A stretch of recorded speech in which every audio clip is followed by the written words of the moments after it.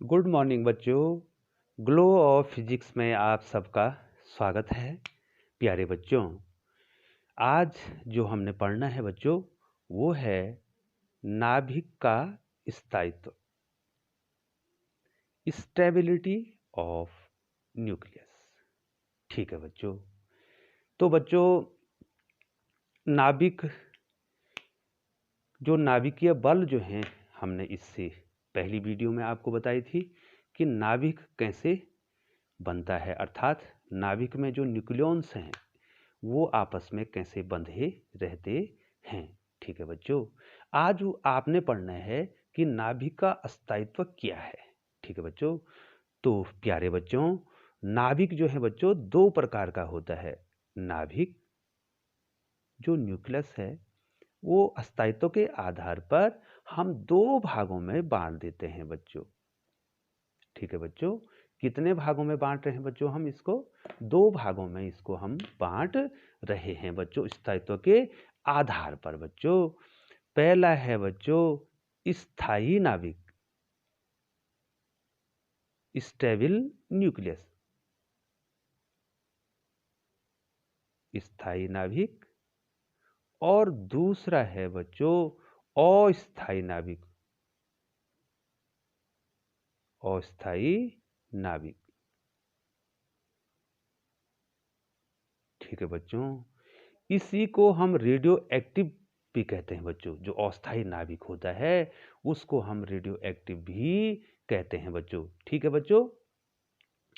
अब बच्चों यहाँ पर आपने देखना है बच्चों कि परमाणु, ये देखिए बच्चों, परमाणु में जो है बच्चों जो न्यूक्लियॉन है, ये देखिए बच्चों, ये प्रोटॉन और ये न्यूट्रॉन। ठीक है बच्चों, प्रोटॉन और न्यूट्रॉन हैं। और मैंने आपको ये भी बताया था बच्चों, और इसके बाहर क्या करें बच्चों? इसके बाहर तो इलेक्ट्रॉन है। ठीक है बच्चों, इलेक्ट्रॉन की यहाँ पर कोई बात भी नहीं हो रही है बच्चों। ठीक है बच्चों। अब देखिए बच्चों, मैं आपको बता दूं, चलो बता देते हैं बच्चों, इसके बाहर वृत्तीय कक्षाओं में क्या कर रहे हैं? इलेक्ट्रॉन चक्कर लगा रहे हैं बच्चों। मान लीजिए जो है एक्स कोई परमाणु है, बार बार आपको कोई तत्व है, ये एक्स, इसका परमाणु क्रमांक जेड है और इसका परमाणु द्रव्यमान ए है बच्चों। ठीक है बच्चों। तो इसमें जितना जो है परमाणु क्रमांक है, तो प्रोटॉन भी कितने होंगे बच्चों? जेड होंगे। ठीक है बच्चों, प्रोटॉन भी कितने होंगे? परमाणु क्रमांक के बराबर होंगे। और इलेक्ट्रॉन भी कितने होंगे? परमाणु क्रमांक के ही बराबर होंगे। और जो न्यूट्रॉन्स हैं वो हो जाएंगे, आप परमाणु द्रव्यमान में परमाणु क्रमांक को घटा देंगे बच्चों। ठीक है बच्चों। अब जो है बच्चों दो प्रकार के आपके पास क्या हो गए? नाभिक हो गए बच्चों। तो यहां पर क्या होता है बच्चों?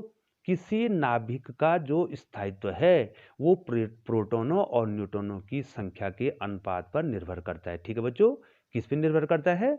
स्थायित्व किस पर? नाभिक का स्थायित्व, नाभिक का स्थायित्व, स्थायित्व,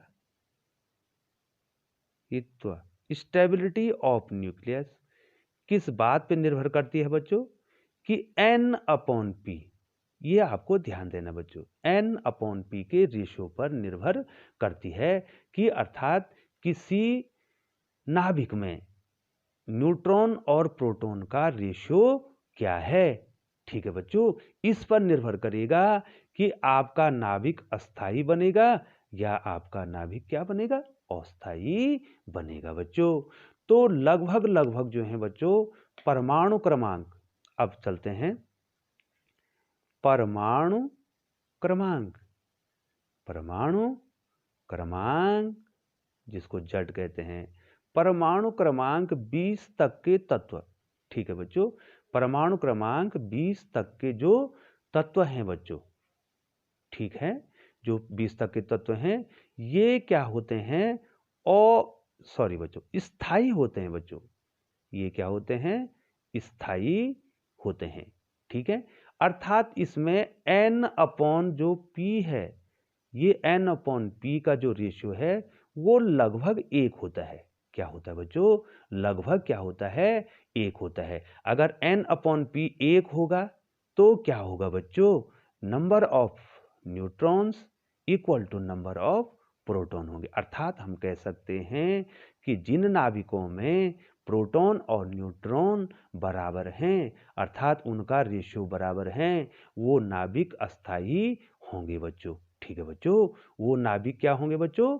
अस्थायी होंगे। लेकिन जैसे जैसे बच्चों अस्थायी आ गया, जैसे जैसे परमाणु क्रमांक बढ़ेगा, लेकिन बच्चों ध्यान देना है, यहाँ Z बराबर 20 में आपका जो है नाइट्रोजन भी आ जाता है, कार्बन भी आ जाता है, 6 12 6 14, तो 6 14 वाला जो है अनस्टेबल होता है, ये अलग बात है, इसको आपको आगे बताएंगे बच्चों। ठीक है बच्चों, अब क्या होता है बच्चों, जैसे जैसे परमाणु क्रमांक बढ़ता जाता है, वैसे वैसे जो है क्या होता है, प्रोटोनों और न्यूट्रॉनों का जो रेशियो है बच्चों, ये रेशियो जो है वेरी करने लग जाता है। ठीक है, अर्थात एक से बढ़ने लग जाता है बच्चों, अर्थात न्यूट्रॉनों की संख्या बढ़ेगी। ठीक है बच्चों, प्रोटॉन और न्यूट्रॉनों की संख्या में चेंज होगा, तो N/P का रेशियो क्या होगा बच्चों? एक से अधिक आएगा। बिल्कुल सही बच्चों। अब जो है बच्चों परमाणु क्रमांक 83, परमाणु क्रमांक Z बराबर 83, ठीक है, Z बराबर 83 या इससे अधिक जिसका परमाणु क्रमांक है, ठीक है बच्चों, उनमें क्या हो जाता है बच्चों? N/P का रेशियो, ठीक है, N/P का जो रेशियो है, ठीक है बच्चों, वो बड़ा हो जाता है 1 ये ध्यान रखना, 1.5 से। ठीक है बच्चों, किससे अधिक हो जाता है? 1.5 से अधिक हो जाता है बच्चों। और जिनका रेशियो जो है N/P का रेशियो 1.5, अर्थात न्यूट्रॉनों और प्रोटॉनों का रेशियो 1.5 से ज्यादा हो जाता है, वो क्या हो जाते हैं? अस्थायी हो जाते हैं। क्या हो जाते हैं बच्चों? अस्थायी नाभिक बना देते हैं। अब जो है बच्चों, ये अस्थायी नाभिक क्या करता है? कोशिश करता है कि वो अस्थायी बन जाए बच्चों। ठीक है बच्चों, ये अस्थायी नाभिक कभी अस्थायी रहना नहीं चाहता है बच्चों। क्यों बन गया अस्थायी नाभिक बच्चों? क्योंकि N/P का रेशियो 1.5 से ज्यादा हो गया, अर्थात प्रोटोनों और न्यूट्रॉनों और प्रोटॉनों का जो रेशियो है बच्चों, वो क्या हो गया? 1 से ज्यादा हो गया। ठीक है, और 1.5 से ज्यादा होने पर वो अस्थायी नाभिक बन गया। ठीक है बच्चों, आ गया। ये अस्थायी नाभिक क्या करता है? ये अस्थायी बनने की कोशिश करता बच्चों। ये कैसा नाभिक है? अस्थायी नाभिक है। ये अस्थायी नाभिक स्टेबल बनने की कोशिश करेगा बच्चों। ठीक है बच्चों, क्या करेगा? कोशिश करेगा कि ये क्या बन जाए? अस्थायी। तो ये क्या करता है? रेडियो एक्टिव है ये, तो ये अल्फा, बीटा और गामा रेज, ठीक है बच्चों, इसको रेडिएट करेगा। ठीक है, और इनको द्रव्य के रूप में, इनको किसके रूप में? द्रव्य के रूप में रेडिएट करेगा, मैटर के रूप में, मास के रूप में। तो क्या होगा? तब क्या होगा बच्चों? ये क्या बनने की कोशिश कर देगा? अस्थाई बन जाएगा बच्चों। ठीक है, क्या बन जाएगा? अस्थाई नाभिक। इसलिए क्या होता है? जो अस्थाई नाभिक हैं, जो रेडियो एक्टिव पदार्थ हैं, जो रेडियो एक्टिव पदार्थ हैं, वो निरंतर क्या करते हैं बच्चों?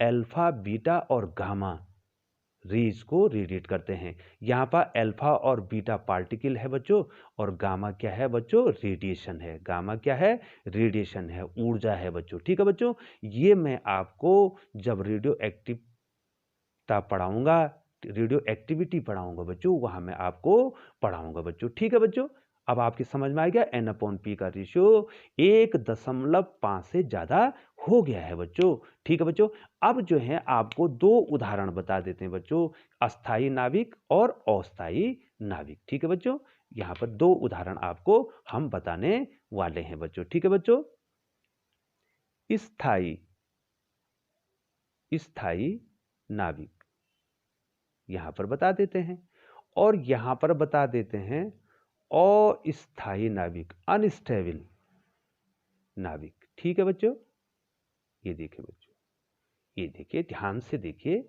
यहाँ पर आपको बता रहा हूं बच्चों।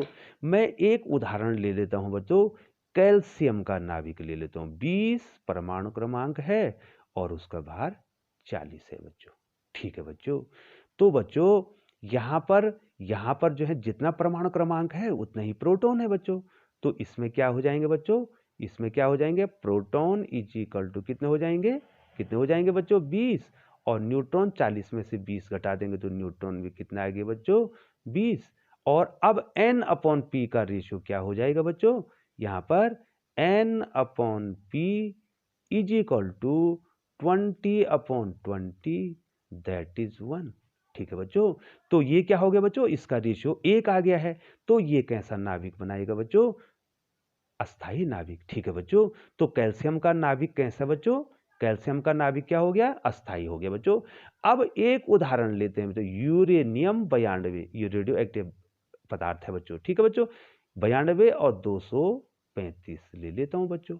ठीक है बच्चों, अब इसमें बताओ बच्चों प्रोटॉन कितने होंगे बच्चों, जितने परमाणु क्रमांक है बच्चों, तो 92। और न्यूट्रॉन कितने होंगे बच्चों, हम 235 में से 92 को घटा देंगे।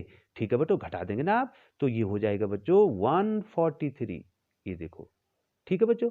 अब जब हम इसमें n अपॉन पी निकालते हैं तो 143 अपॉन 92। ठीक है बच्चों, तो ये आ जाता है बच्चों 1.55। तो होगा नहीं बच्चों, तो ये n अपॉन, यहाँ n अपॉन पी 1 हुआ, और यहाँ पर n अपॉन पी क्या हो गया, ग्रेटर देन 1, अर्थात 1.5 से बड़ा हो गया। तो ये क्या बना देगा बच्चों, अस्थायी नाभिक बना देगा बच्चों। ठीक है बच्चों, तो बहुत बहुत धन्यवाद बच्चों।